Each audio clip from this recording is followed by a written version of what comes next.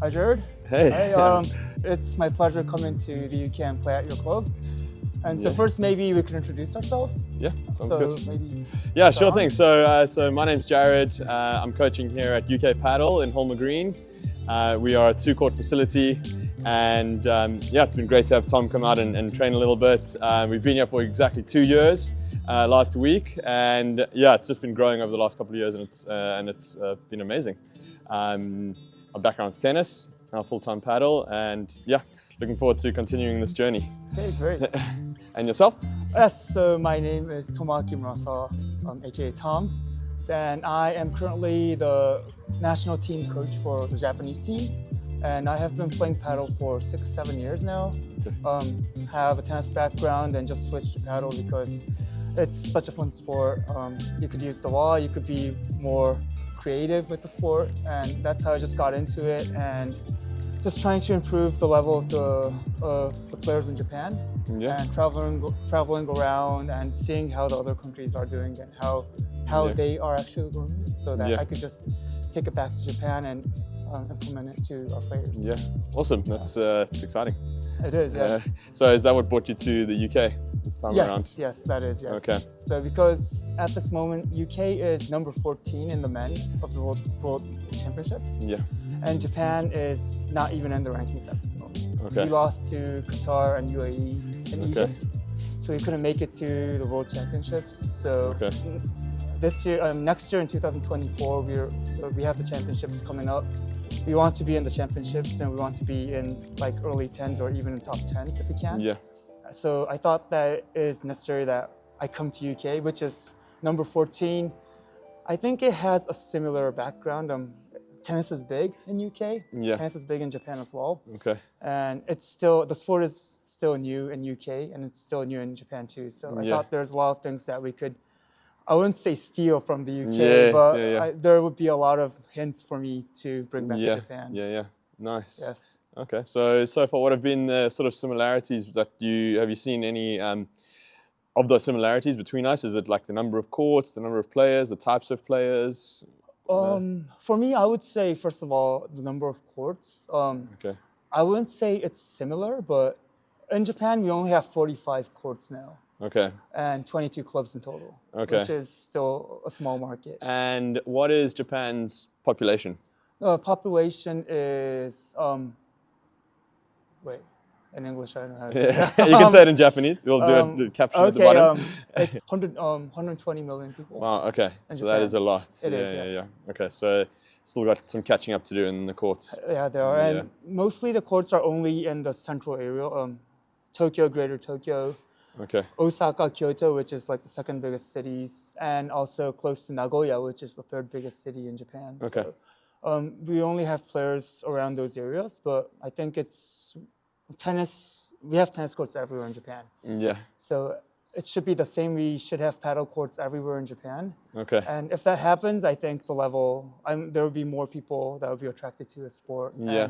And the amount of players that would come in would be like, a lot more. I'd be really excited about it. Yeah. So just thinking about the UK and the similarities between us and Japan.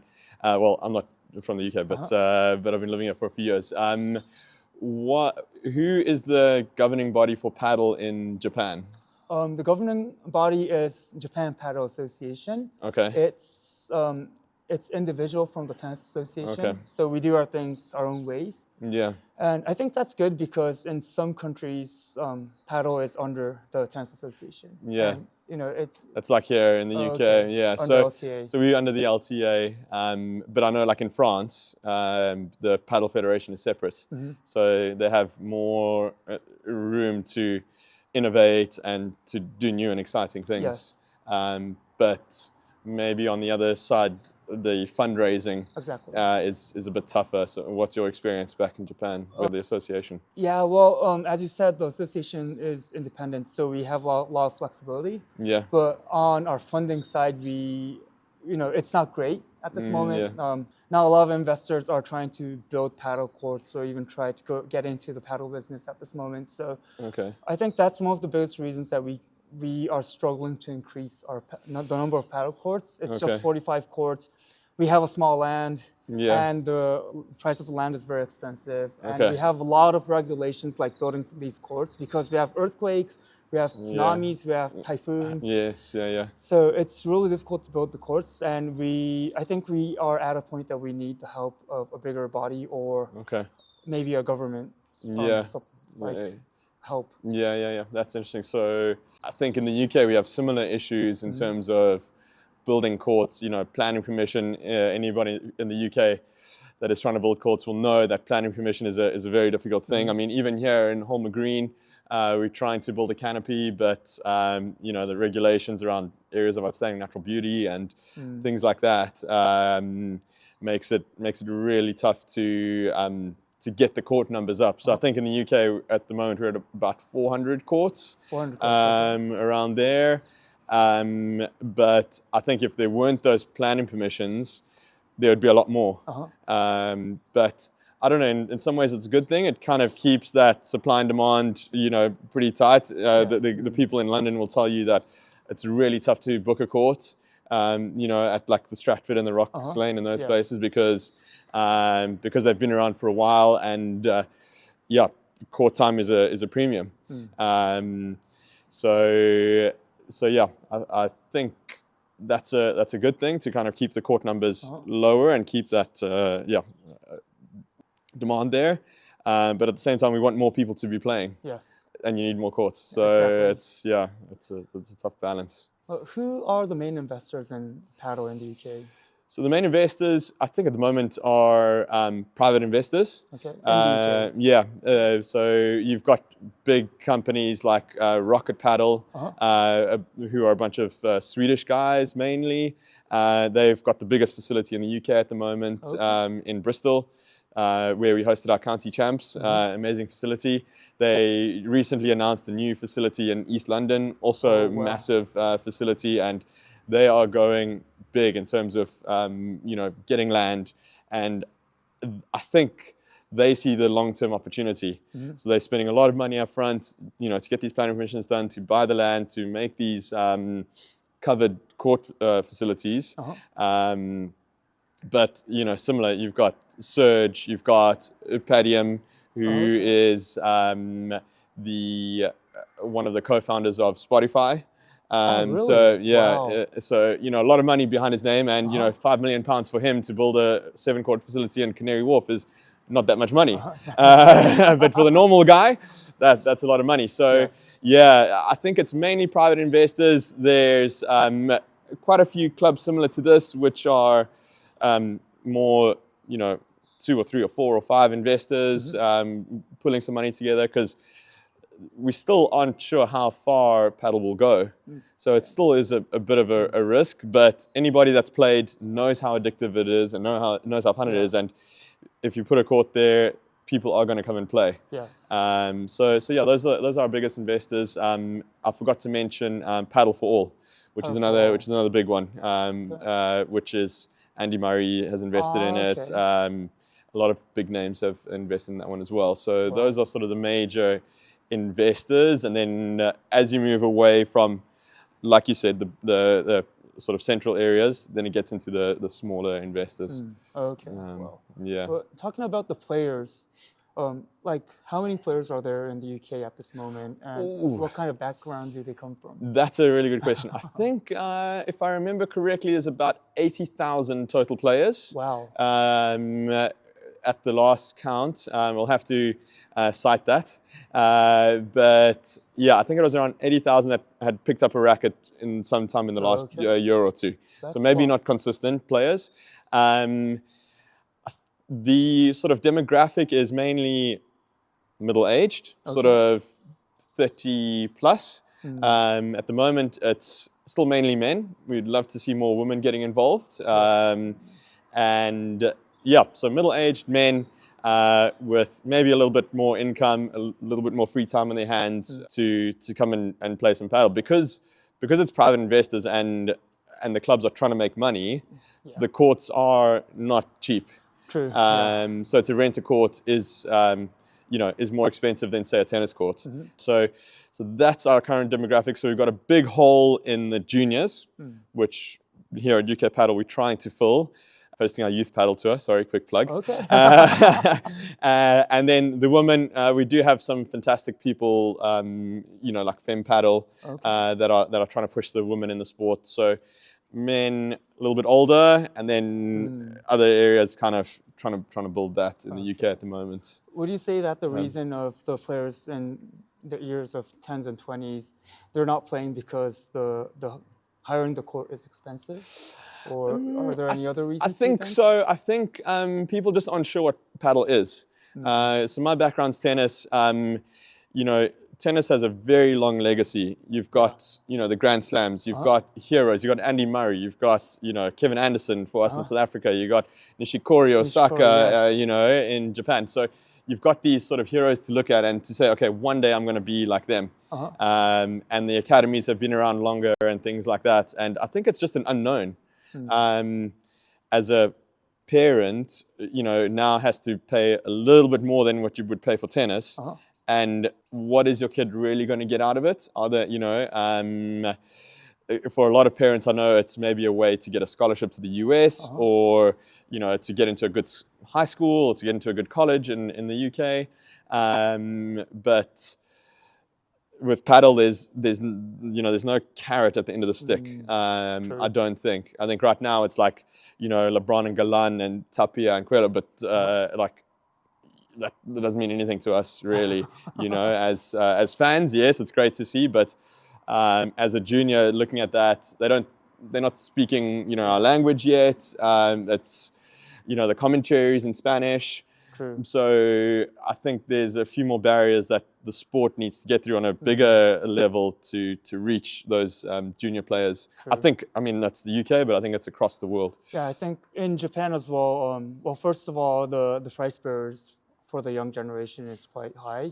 Because it costs roughly about 4,000 yen on weekdays, which is about 25 pounds. Okay. And for like 1 hour? For 1 hour, yes. yes. Wow, that's and expensive. on the weekends, it's going to be about 35 pounds on the weekends. Yeah. So for tennis, it only costs like 15 pounds or 10 pounds per hour. Yeah. And they divide it by 2 people or 4 people, which is much more cheaper than playing paddle. And as you said, there's not much stars in Japan at this moment. For tennis, we have Nishikori, as you said, but we don't have that much players. It's not on the media that much. Yeah. So, there's not that much incentive for them to play. But the incentive for them is that if they start now, they can make the national team, or they could, they have a chance better than tennis, maybe. Yeah, I agree. I think it's a similar thing here for the up and coming junior players in the UK to be playing for your country. How cool is that? I think it's an amazing opportunity, so to get them to start young, but I feel like for teenagers they've already maybe committed to one sport or the other, and so it's interesting. But I really want to say that myself, I played on the national team a few times, and it's really worth it. It's really worth to go. And I've never expected myself to play on the national team. Yeah. So. Well, you just gave me a lesson this afternoon, so a good player.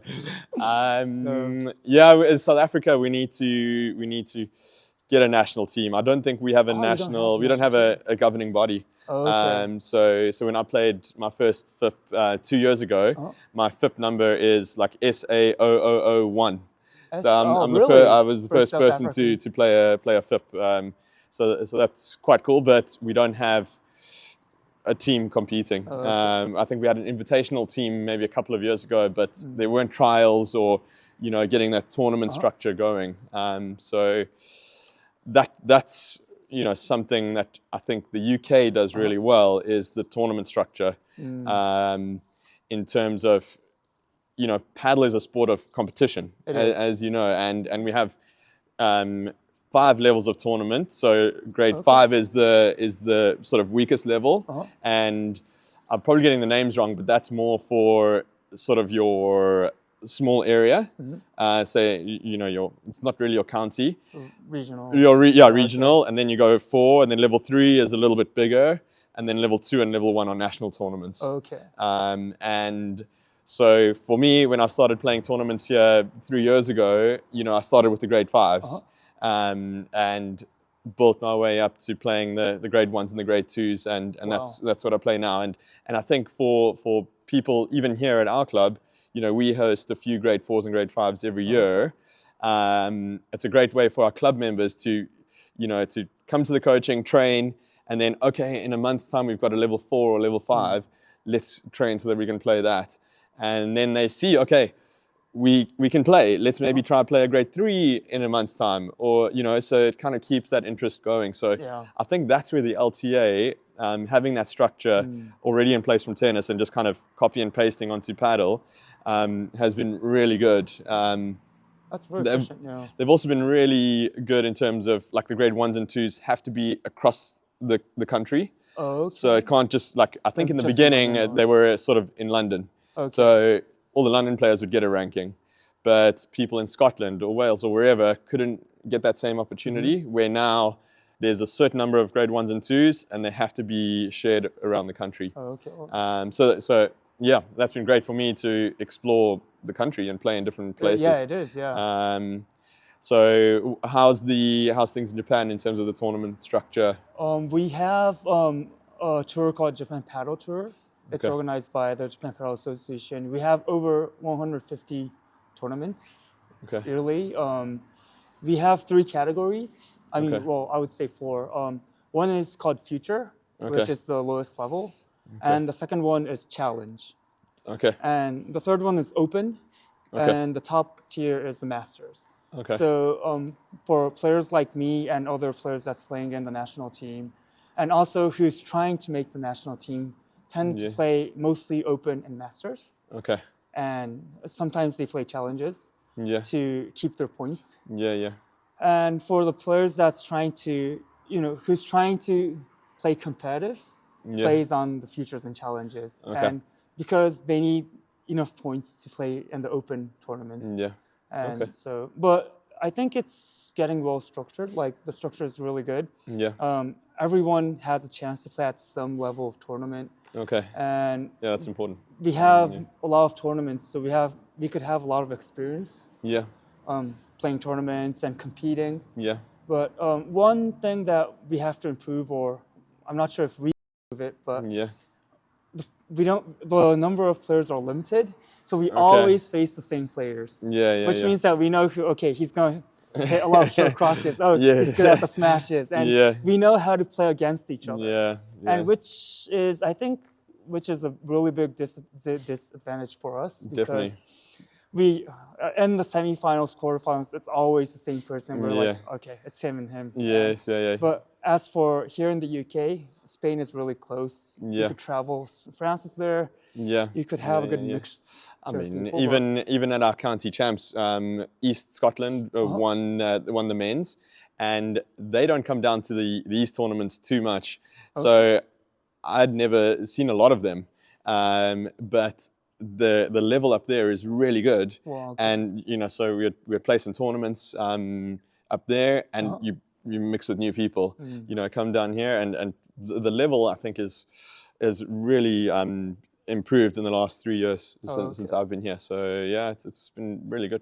What helped that improvement within these 3 years? I think it has to do with the number of clubs building, and I think tennis players coming into paddle pick it up maybe a little bit quicker than squash players. I don't know if what you found with that, but a lot of the guys come from tennis, have good volleys, have good smashes, and now's an opportunity to, like you said, play for your country or get a good ranking, and then also having the level 1s and 2s around the country kind of takes the London, say the base of London, to say Scotland or to Bristol or to Harrogate, to different areas around, and exposes them to that level, and then they realize, okay, we actually need to improve.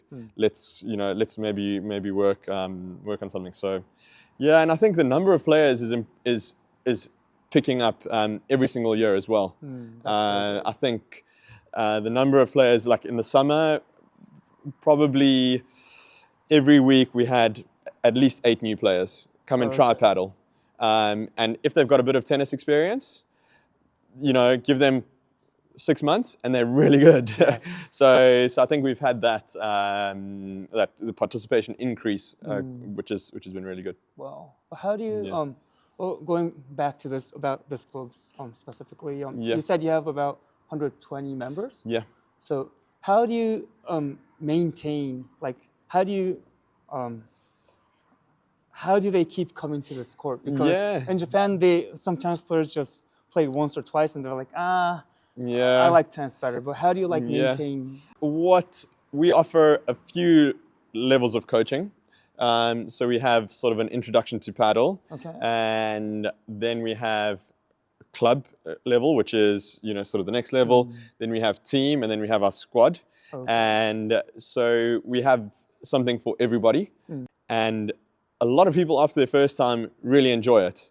They come maybe for a couple of trainings, but I think paddle coaching compared to tennis coaching is very different. In tennis coaching, which is my background, you can coach somebody for 10 years and coach them in something different every single week. Where in paddle, I feel my sort of approach has changed in that it's more about in the first session, learn the rules, learn some of the basics of the game, and then go play matches. That's my big belief. And then in 3 months' time, you want to learn a bandeja, let's spend a couple of weeks or whatever learning a bandeja, and then go play matches. And then we need to learn the double glass. See you in 6 months' time. As soon as a player realizes their weakness, come and train. So my goal as the coach here is to get them up to speed, with their level, and then try get them into a group of people where they can mix in with matches.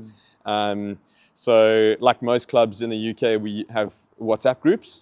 So we have a WhatsApp group for level, so our levels in the UK goes level 1 to level 7. So level 1 is the weakest, and then level 7 is like a top 100 player in the world.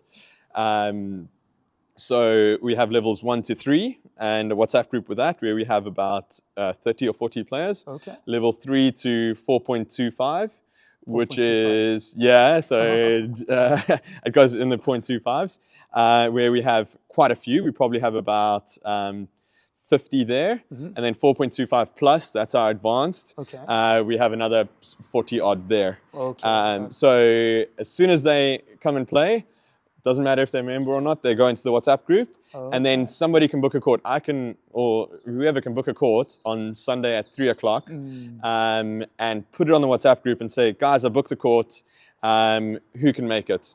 And hopefully you can get 3 more players out of those 40. So that's the big thing is playing matches and meeting people. I think that's the thing is it's a great way to socialize and meet people, and everybody's in the same boat. The courts have only been here for 2 years, so everybody's really new to the sport. So it's not like there's like in tennis where you maybe have the people that have been members for 10 years, and they play together, and you're never gonna get in with them. Where here everybody's brand new, so it's fresh. You don't have to worry about being left out or being excluded. If that's your level, go and play, and then try and improve. So that's kind of that's our approach to it, at least. And then we have fun events. We have Americanos. We have, like this Saturday, we've got a Christmas tournament where people are going to, dress up in clothes, and we'll have some drinks afterwards and things like that. So we try to keep it social as well, where it's not always like just organize your own matches. Maybe once a month we'll have like a fun event to see new faces, play with different people, and that's good. I think Japan lacks that social part in paddle because the top players only play with each other. It's kind of like an exclusive group for them, and not much people could, really break ask. in. Exactly. Like, can you play with me? And that doesn't happen much. I think, it happens here to a certain extent as well. Like, sort of the top sort of 10 players in London, like it's difficult to get in and train with them. But I think as the levels get lower and lower, the people's expectations are, at the moment, still quite relaxed. Where I think in 5 years' time, if we have this conversation again, it might be a different story. But yeah, I think players, our goal here is to expand the sport and just expose people to the sport. And okay, I might be much better than players at our club, but I'll still jump in on these social matches.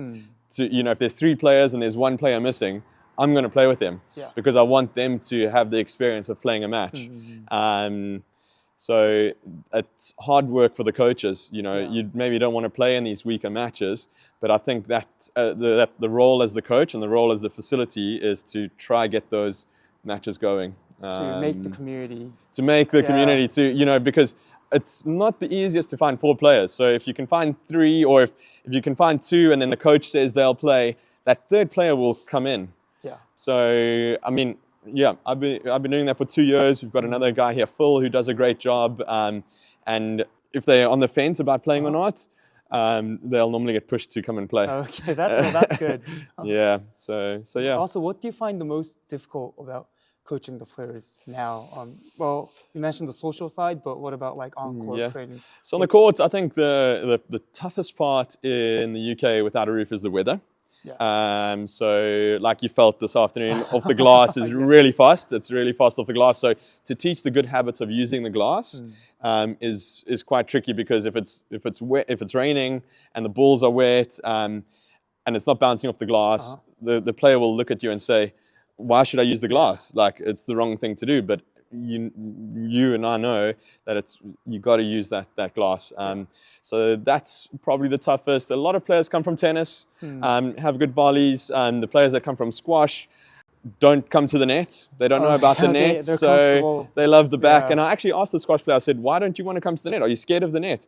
And they said to me, no, I just don't have that as a tactic. Okay, well. Because there's no net. So that was a game changer for me when teaching squash players, is they just don't think about the net because they don't have a net. So to teach that sort of territorial, trying to get the net and back is tricky as well.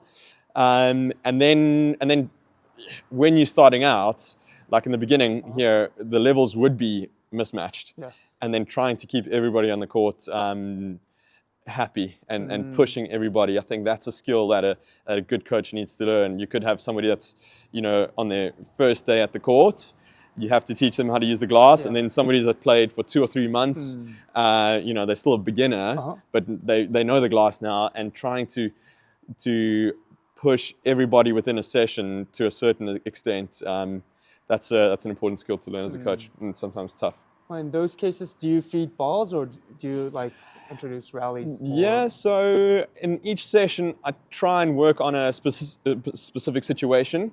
So whether that's opponents at the net. Okay. So if you and I are at the back and our opponents at the net, I would feed from the net players in, and then the players at the back then need to figure out. Okay. And so, if we're focusing on that situation, then it's okay. Let's do a basket of back glass, and off the back glass, you have to hit a lob. And then, give them targets, hitting past the service line and things like that.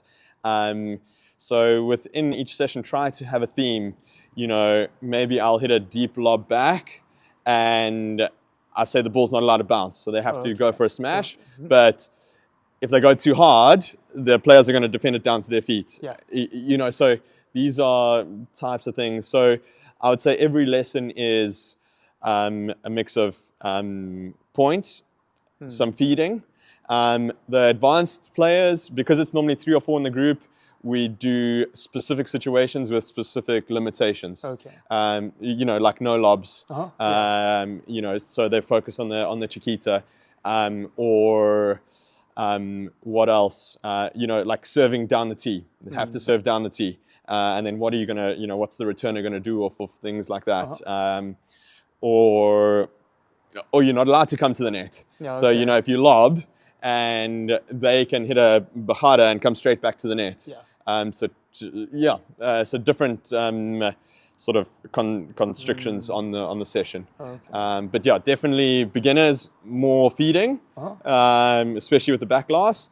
And then as you improve, taking it into more points, but we'll always finish as much as possible with a match. Okay. Yeah, with like 20 minutes of match play if we have, hopefully we have 4 on the court. Okay. Yeah. Wow. So that's how we structure it. Okay.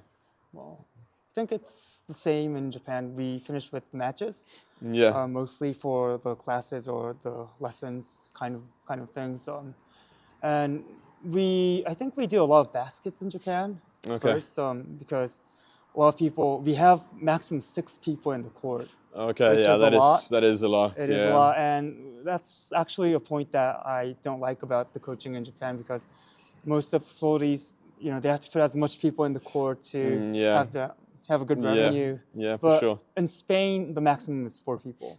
Yeah. And it's 1, 2, or 3 people most of the time. Yeah. So it's more realistic. It is. Yeah, and you can play points where with 6 you can't really. You can't. You have to wait. We have 4 here as well. If it gets full, then we'll use the second court, but the other court will be points. Okay. If there's nobody already booked on that court. So we try keep it at 4, and then once it reaches 4, we'll open up the others to try get then 6, 7, or 8, and then we'll do a big rotation. Okay. I've tried 5 or 6 on a court. I know some clubs do that in the UK. Okay. But I think 4's a good number. Yeah. Okay. Yeah. Just coming back to the Japan, sort of the demographics of the players playing there. What are the ages, and is male, female? I would say it's quite the same as in the UK. Most of the players are 30 plus or in the late 20s at least, and it goes up to like 50s, 60s, and maybe about like 70 or 75% are men. Okay. And the rest is women. Okay. So we need to invite more women to the game. Yeah. This moment, and that's really tough, because in Japan a lot of people play tennis. Yes. And we have this community mind that we should play with each other, with our close friends, and paddle is still not the mainstream. Yeah. So if someone plays paddle, they might be recognized as, why are they playing paddle? Why are they not playing tennis? Yeah. And they are kicked out of the community maybe. Yeah. So, okay. I think that's one of the tough parts for us to introduce women, especially to this game, and also for the young generations. As I've mentioned about the financial part, the court is expensive, and also during the nighttime we don't have that much courts. So most of the players play after work, which is from 7 to 9 or 8 to 10 p.m. Okay. And the number of courts are limited, so it's really hard to book the court after work. Yeah. And they don't get a chance to play. Yeah. And most of the players in the national team, or the good players, book those court. They just train, and there's not much chance for new people to come into the game. So, but I think it's really important for us to invite those young players, or early 20s or late 20s who could play.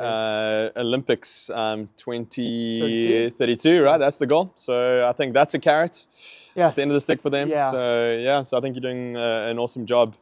I'm trying to be the coach for the team in 2032. Do it. You got this. You got this. Yeah. Keep giving lessons to me like you did today. That was really good. Okay. Well, Tom, thanks so much for coming through. Thank you very much for inviting me. And geez, that was amazing to get to play with you, and to see your skill, having played on the national team. And good luck.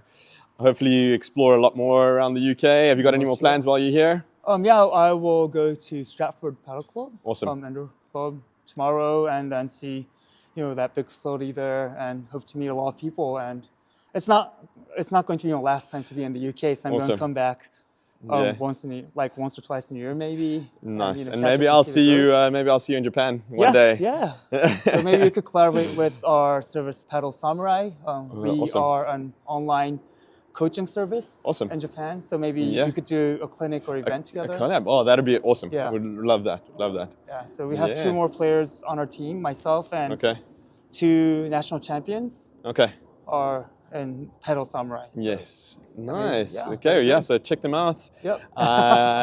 We are UK Padel, and we'll see you again. Yes. Awesome. Thanks, Tom. Thank you, Jared. Cheers. Thanks. Yeah. Nice.